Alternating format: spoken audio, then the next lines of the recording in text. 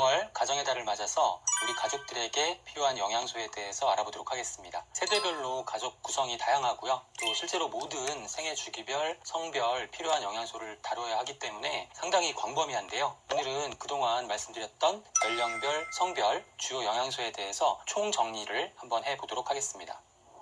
네, 우선 연령대별 건강 주요 키워드를 화면의 내용과 같이 도출을 해봤습니다. 그리고 각 키워드에 해당하는 영양소는 어떤 것들이 있는지 알아볼 텐데요. 예를 들면 어린이 청소년은 성장을 위한 영양소, 또 성인은 대사증후군으로 유발되는 심혈관, 혈당 건강에 도움이 되는 영양소를 정리해 보도록 하겠습니다. 네, 화면 아래에 공통이라고 되어 있는 부분에 항산화, 면역, 비만, 또 스트레스 만성 피로, 장 건강, 근육 건강 등은 모든 연령대, 성별로 공통적으로 필요한 영역이라고 할 수 있겠습니다. 다음 화면을 보시면 공통 부분에 해당하는 영양소를 보실 수 있습니다. 지금까지 제가 말씀드렸던 내용들이고요. 시간 관계상 각각의 영양소의 기능에 대한 조금 더 구체적인 부분들은 추후에 기회가 되면 살펴보도록 하겠습니다. 네, 오늘은 각 부분에 해당하는 영양소를 정리해보는 내용으로 생각하시면 되겠습니다. 네, 여기서 꼭 기억하시고 넘어가야 할 내용은 생애 주기별, 성별, 그리고 세부적인 건강 이슈의 가장 기본이 되는, 즉 모든 영역에 공통적으로 해당되는 중요한 영양소는 비타민과 미네랄이라는 것이죠. 예를 들면 성장, 다이어트, 대사증후군, 또 항산화 영양소, 면역을 포함해서 심지어 장 건강과 근육 건강에도 비타민, 미네랄이 기본이 된다는 점이 매우 중요하다는 점을 강조를 드립니다. 네, 어린이 청소년 시기에 가장 중요한 건강 이슈는 성장과 면역이라고 할 수 있겠죠. 네, 성장기의 3대 영양소는 단백질, 칼슘, 철분이고요. 또 면역에 도움이 되는 영양소는 비타민, 미네랄, 그리고 단백질, 프로바이오틱스입니다. 네, 그리고 생애 초기에 두뇌 발달이 집중적으로 이루어지기 때문에 DHA의 섭취 역시 중요하다고 할 수 있습니다. 면역력의 유지는 전 생애에 걸쳐 건강의 필수 조건인데요. 면역력에 도움이 되는 영양소로는 모든 비타민, 미네랄을 비롯해서 장광 면역의 핵심 영양소인 프로바이오틱스, 그리고 단백질은 상피조직과 같은 물리적 장벽과 면역기관, 그리고 항체의 구성 성분이기 때문에 중요합니다. 그 외에도 식물 영양소도 면역 건강에 도움이 될 수 있습니다. 최근 청소년 건강에 있어서 간과하지 말아야 될 부분은요, 청소년 스트레스입니다. 청소년 시기에는 학업에 전념하는 학생들이 많기 때문에 식생활이나 생활습관 외에도 학업 스트레스가 건강에 영향을 미칠 수 있습니다.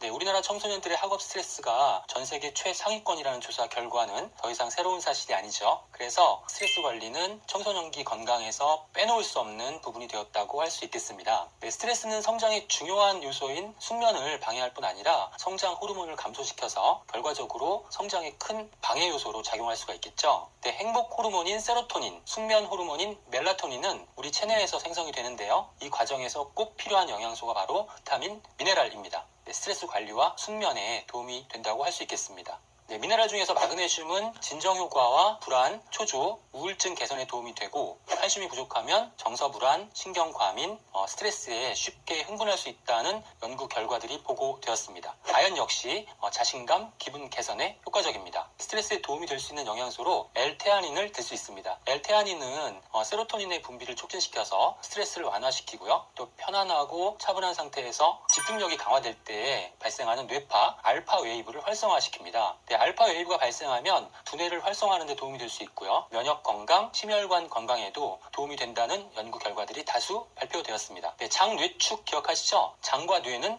밀접하게 연결되어 있다는 사실이 과학적으로 이미 검증이 되었습니다. 장이 건강해야 스트레스도 덜 받게 됩니다. 그래서 스트레스 관리에 프로바이오틱스가 중요한 것이죠. 그리고 행복 호르몬인 세로토닌 역시 장의 특정 세포에서 90% 이상이 만들어진다는 것도 밝혀졌습니다.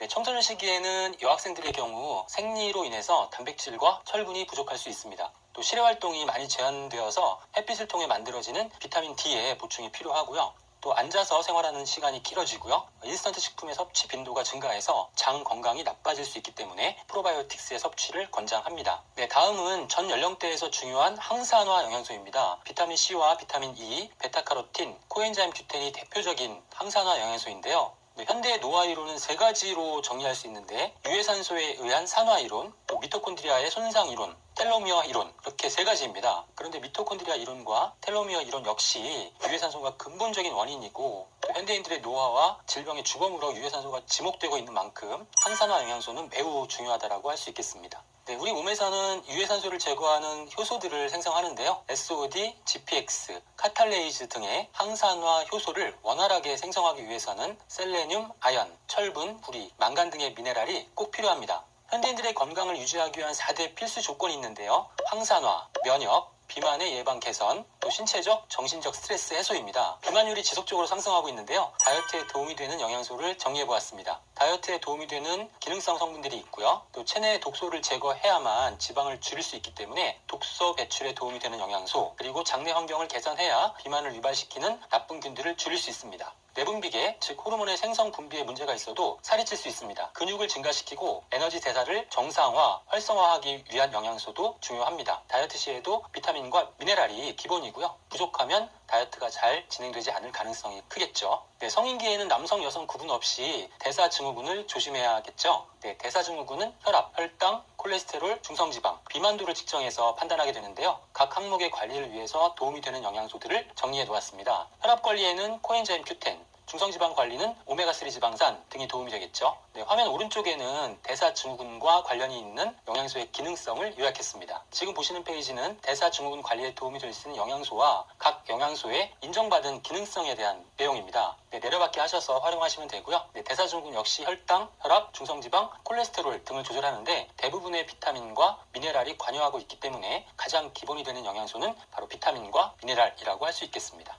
네, 성인기의 중요한 건강 이슈 중 하나가 간 건강이죠. 식생활이 바뀌면서 지방간이 지속적으로 증가하고 있고요. 다양한 생활 독소들이 이 해독을 담당하는 간에 부담을 주고 있습니다. 간 건강을 위해서는 실리마린, 또 항산화 영양소, 단백질과 비타민, 미네랄이 도움이 됩니다. 성인 여성 건강의 기본은 호르몬 주기와 균형이라고 할 수 있습니다. 그래서 호르몬 분비 기관의 건강이 중요합니다. 갑상선, 부신, 난소 등이 해당하는데요. 호르몬 분비 기관들은 상호 연결되어 있어서 갑상선, 부신, 난소의 축이라고 합니다. 축으로 연결되어 있기 때문에 한 군데 문제가 생기면 축이 무너져서 모두 제 기능을 다할 수가 없게 되는 것이죠. 갑상선 건강을 위한 핵심 영양소는 아연과 셀레늄이고요. 부신 건강에는 비타민 B군과 비타민 C, 아연과 마그네슘이 중요합니다. 네, 여성 호르몬 에스트로겐의 균형을 위해서 간과 장의 건강이 중요하기 때문에 앞에서 말씀드렸던 간 건강에 도움이 되는 영양소와 프로바이오틱스가 도움이 될 수 있습니다. 갱년기 증상인 혈관 운동 장애, 혈액순환에 도움이 되는 영양소는 오메가3 지방산, 코엔자임 Q10이 있고요. 또 뼈 건강, 골다공증 예방을 위해서는 칼슘, 마그네슘, 비타민 D가 필요합니다.